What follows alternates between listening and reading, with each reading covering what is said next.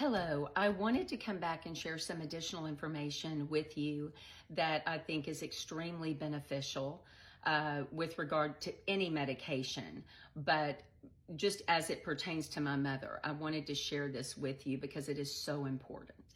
I was actually in touch with a pulmonologist at Johns Hopkins and talking about my mother's case and what all happened to her. And he said, these things are very hard to prove because doctors are only held to answer to a standard of care. And that's it. As long as they are doing what they do, then it's enough, basically. So I'll use my mother as an example. She was put on amiodarone. She starts having all of these side effects, and they started treating those side effects as new conditions. So they would treat it and it wouldn't work. Okay, now here comes the next one, and they would treat it and it wouldn't work. Here comes the next one, they would treat it, and they just kept going down this list. And this pulmonologist referred to it as a list of exclusions. So they're looking through everything and then they check off, well, it's not that, it's not that, it's not that.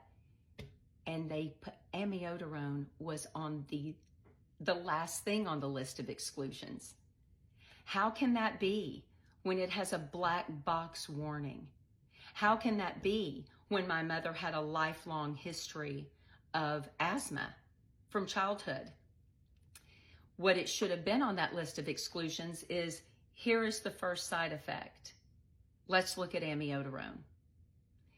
Here's the next thing. Let's look at amiodarone. Amiodarone should have been at the very tip top of the list of exclusions, not at the bottom of the list of exclusions. Because again, with the half-life of amiodarone, by the time they reach that exclusion, she's gone. She's dead. So I had shared with this pulmonologist about another doctor that I knew that had patients who were on amiodarone.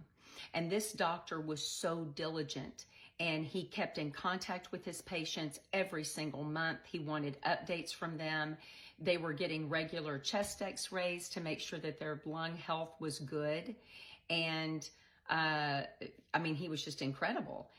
And when I mentioned this to the pulmonologist at Johns Hopkins, he said that is considered above standard of care. Now I ask you, how can that be? He's doing his job. He is looking to save the lives of his patients, and that is considered above standard of care. So if doctors are only required to provide standard of care, that bar is a little too low, in my opinion. And that's what I told him.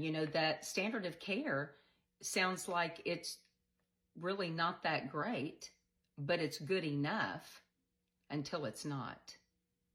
So I feel like it's very important to know that.